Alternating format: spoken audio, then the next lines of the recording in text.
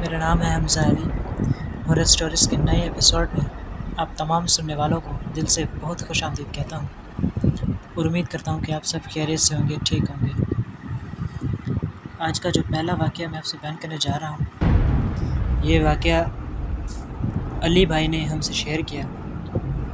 ہمارے بھائی کہتے ہیں کہ میں پیشے سے ایک رکشہ ڈرائیور ہوں، جو کہ میں رکشہ چلاتا ہوں۔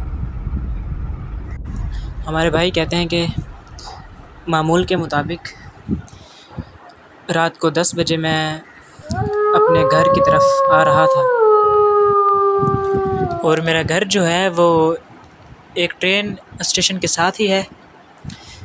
اپنے گھر کی طرف میں جا رہا تھا، میں تھوڑا سا دور تھا اپنے گھر سے، تو مجھے راستے میں ایک شخص ملا۔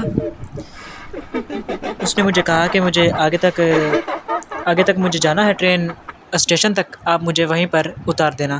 میں نے کہا ٹھیک ہے کہ اپنے گھر کی طرف ہی جا رہا ہوں، میں اسے بھی اتار دوں گا وہیں پہ، اور کچھ پیسے بھی مجھے مل جائیں گے۔ اور اس آدمی کو میں نے اپنے ساتھ بٹھایا اور چلنا شروع کیا۔ راستے میں میں نے پورا راستہ میں نے ایک بات نوٹ کی کہ یہ آدمی جو ہے میری طرف ہی دیکھ رہا تھا اور دیکھے جا رہا تھا پورے راستے۔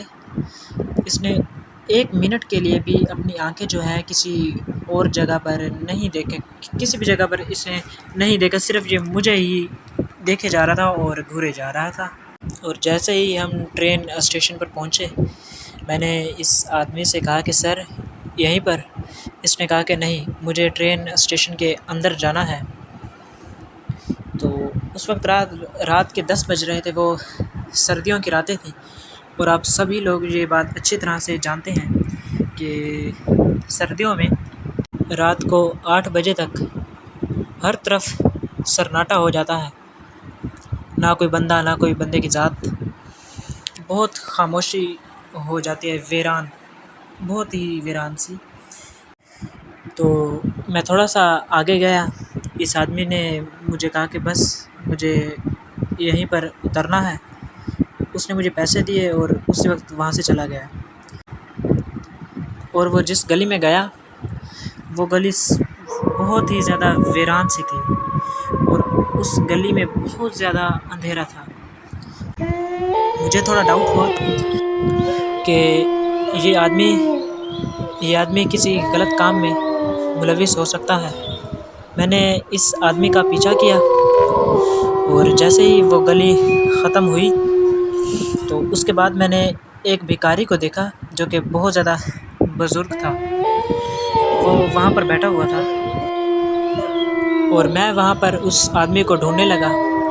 مجھے وہ کہیں پر بھی نظر نہیں آیا، وہ آدمی، اور میں بہت زیادہ حیران ہوا کہ یہ ابھی میری آنکھوں کے سامنے تھا اور یہ غائب کیسے ہو سکتا ہے۔ اور جیسے ہی میں پیچھے پلٹا اپنے رکشے کی طرف، تو اسی وقت میرے سامنے ایک کالا سایہ، بہت بڑا سا، جو 7 سے 8 فٹ کا تھا، کالا سایہ، وہ میرے سامنے آ کر جو ہے کھڑا ہو گیا۔ اس وقت میں بہت زیادہ ڈر گیا، اور وہ کالا سایہ میرے آگے بھی تھا اور پیچھے بھی تھا، کہ جیسے کوئی ایک آدمی میرے آگے کھڑا ہو اور ایک آدمی میرے پیچھے کھڑا ہو۔ اس وقت میں بہت زیادہ ڈر گیا تھا۔ میں نے دل ہی دل میں آیت الکرسی پڑھی، اور جو بھی صورتیں مجھے یاد تھیں میں نے وہ پڑھی، اور اسی وقت وہاں سے بھاگا، اپنے رکشے میں بیٹھا اور وہاں سے تیزی سے اپنا رکشہ جو ہے بھگایا، اور صحیح سلامت اپنے گھر پر پہنچ گیا۔ اور اگر شاید کچھ دیر میں وہاں پر اور رک جاتا تو شاید کوئی خوفناک حادثہ میرے ساتھ پیش آ سکتا تھا۔ اور علی بھائی کہتے ہیں کہ یہ واقعہ میں زندگی میں چاہ کر بھی بھول نہیں سکتا۔ یہ ایک ایسا خوفناک واقعہ تھا جو میرے ساتھ پیش آیا۔ یہ تھا آج کا واقعہ۔ امید ہے آپ کو کچھ سوچنے سمجھنے کا موقع ملا ہوگا۔ ملتے ہیں نئی کہانیوں میں، اور تب تک کے لیے خدا حافظ۔